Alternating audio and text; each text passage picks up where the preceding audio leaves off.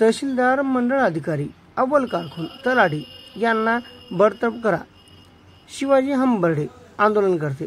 सविस्तर बातमी अशी की मुदखेड तालुक्यातील माळकोटा गावातील गट क्रमांक 48 या ठिकाणी KTIL या कंपनीच्या अवैध क्रेन क्रेशर लगतच्या अवैध दगडी उत्खननाला मागील 2 वर्षापासून त्यांना सील ठोकलं असल्याचे गौण खनिज विभागातून सांगण्यात येत आहे. परंतु मागील 2 वर्षापासून कुठल्याही प्रकारचं सील न ठोकता अवैध गौण खनिज स्टोन क्रेशर सुरू करून शासनाला लाखो रुपयाचा चुना लावणाऱ्या KTIL कंपनीवर त्वरित गुन्हे दाखल करा व त्यांना सहकार्य करणाऱ्या मुदखेडचे तहसीलदार आनंद देऊळगावकर, त्याचबरोबर विभाग मंडळाचे अधिकारी व तलाठी तसेच नांदेड जिल्हाधिकारी कार्यालयातील गौण खनिज विभागातील अव्वल कारकून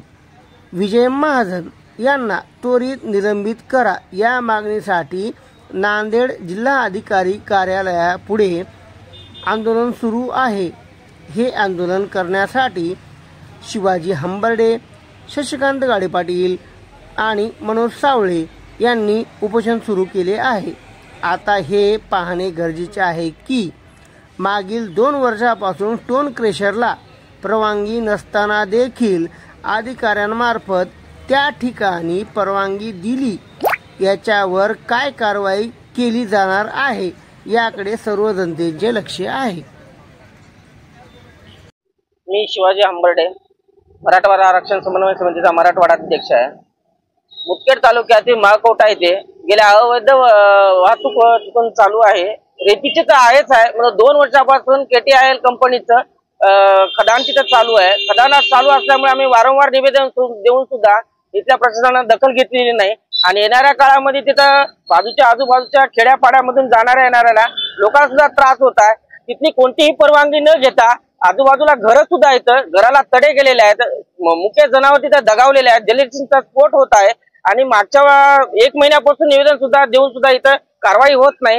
विजय महाजन हे महसूल विभागामध्ये बसून आहेत तिथे, त्यांनी आतापर्यंत कोणतीही कारवाई करण्यात आलेली नाही आणि त्याला कारवाई करण्याचा अधिकार वरिष्ठ अधिकाऱ्याला, त्या वरिष्ठ अधिकाऱ्याला सुद्धा आम्ही सांगितलं तरी पण त्यांनी त्यांच्यावर कारवाई केलेली नाही. गेल्या 10 ते 15 दिवसाखाली त्यांची बदली झाली असं म्हणत आहेत, तरी पण विजय महाजन हे त्याच टेबलावर का आहेत? तिथं काय काळे दोरे करत आहेत का?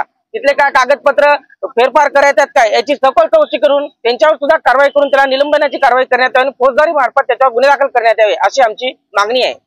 नमस्कार, मी शशिकांत गाडे पाटील. आज 10 जुलै 2024 पासून जिल्हाधिकारी महोदय यांच्या कार्यालयासमोर आमरण उपोषण सुरुवात करण्यात आलेले आहे.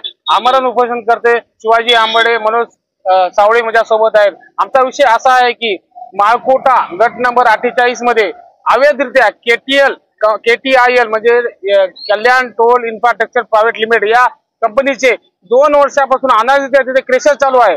क्रेशर चालू असताना बाजूच गटामधील अवैध दगड उत्खनन चालू आहे आणि त्या दगड उत्खननामध्ये जिलेटिंग बॉम्बस्फोट करून ते दगड उत्खनन करत आहेत आणि आजूबाजूला 100 घरांची वस्ती आहे आणि यांना NOC कुठल्याच प्रकारची यांनी घेतलेली नसताना प्रशासनाने का 2 वर्ष झोप काढली का? प्रशासनाला जाग आली नाही का? आंधळ दळते कुत्र पीठ खाते अशी अवस्था प्रशासनाची नांदेड जिल्ह्याची झालेली आहे का?